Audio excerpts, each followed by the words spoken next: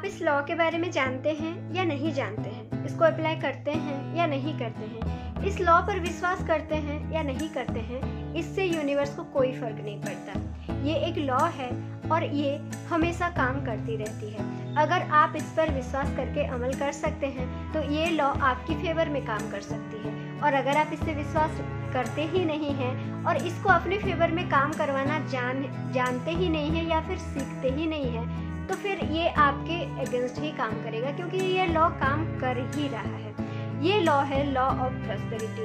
तो law of prosperity ये बोलती है कि जहाँ पर भी आपका डिमांड है वहाँ पर ज़रूर से सप्लाई है ही है।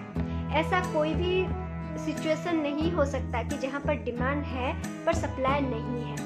लेकिन ये लॉ हमारे लिए क्यों नहीं काम कर रही है ना? हमें ऐसा लगता है कि हम तो हर चीज़ की डिमांड करते हैं, लेकिन हमें क्यों सप्लाई में वो सारी चीज़ें नहीं मिलती है।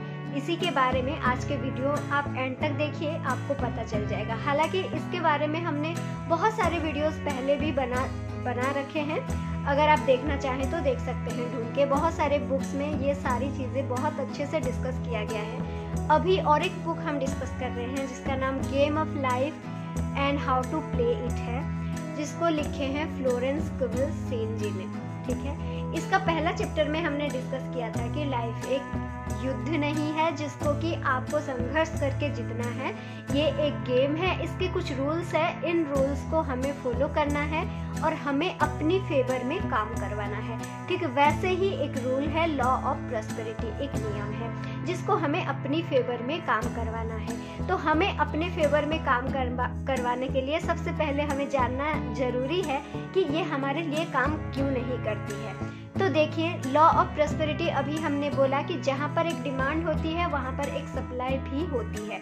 ये एक स्टेटमेंट है, ये एक लॉ है और ये यूनिवर्स के द्वारा निर्मित है। तो जिन्होंने ये लॉ बनाया है, सबसे पहले हमें उनके ऊपर भरोसा करना चाहिए कि जिन्होंने ये लॉ बनाया है वो खुद ही कुछ सोच समझ के बनाए हैं और वो बनाए हैं तो वो करेंगे ही।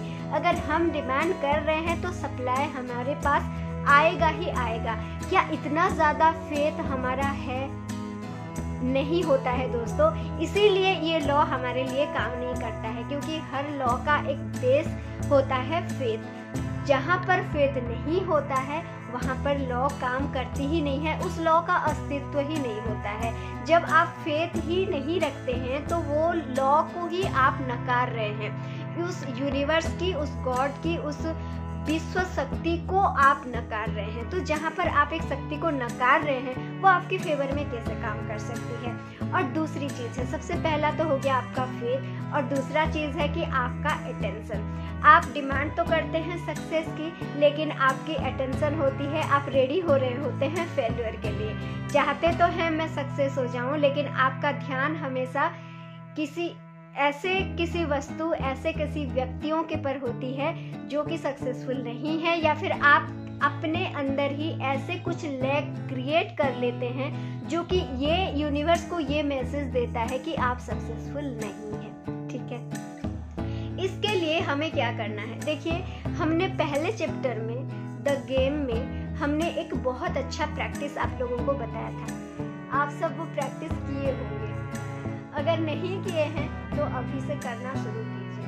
ठीक है, जब आप वो प्रैक्टिस करेंगे ना तो आपको पता चलेगा कि ये दूसरा जो चैप्टर, ये जो लॉ ऑफ प्रॉस्पेरिटी है, ये कैसे काम कर रही है। ठीक है, तो उस चैप्टर की प्रैक्टिस को आप यहाँ पर भी कर सकते हैं। सबसे पहले तो आप अपने लिए फेथ को प्रैक्टिस कीजिए। अपने अंदर आपकी जो लेक ऑफ जो भी आपकी फियर से आ रही है, जो रेजिस्टेंस, फेल्यूर से जो रेजिस्टेंस आ रही है, जो भी नेगेटिविटी आपके अंदर है, सबसे पहले तो आप उसको रिलीज कीजिए और उसको रिप्लेस कीजिए फेथ के ऊपर। कि अगर किसी ने ये रूल बनाया है, अगर एक विश्व सृष्टा ने इस रूल को बनाया है, तो वो इस काबिल भी है कि इस रूल को वो क्लैरिफाई कर सके और फुलफिल कर सके।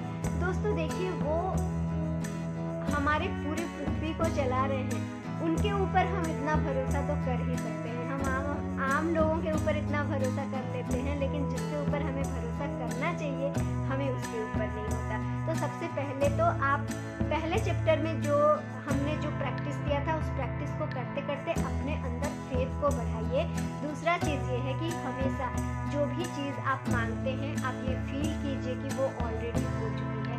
इस फीलिंग्स को आप बार बार प्रैक्टिस कीजिए। जब आप इस फीलिंग्स को प्रैक्टिस करना शुरू कर देंगे तो आपके अंदर वो फेथ और वो वाइब्रेशन दोनों ही कंसिस्टेंटली आप उस वाइब्रेशन को अचीव कर लेंगे। तो दोनों जब कंसिस्टेंटली वर्क करेंगे ना, आप यूनिवर्स की यूनिवर्सल एनर्जी के साथ आप अलाइन हो जाएंगे और सब कुछ आपकी तरफ खींचा चला आएगा।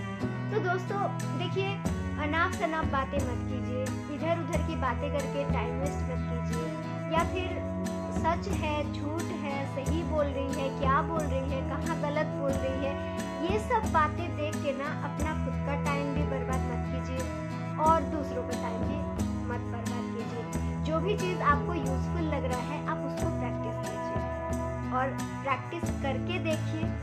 प्रैक्टिस करने के बाद अगर आपको रिजल्ट नहीं मिलता है तो आप कमेंट में आके कुछ भी बोल सकते हैं, ठीक है। लेकिन सबसे पहले प्रैक्टिस कीजिए और ज़रूर से ज़रूर आपको रिजल्ट मिलेगा, क्योंकि ये हमारा एक्सपीरियंस है। सिर्फ हम नॉलेज लेके या फिर बुक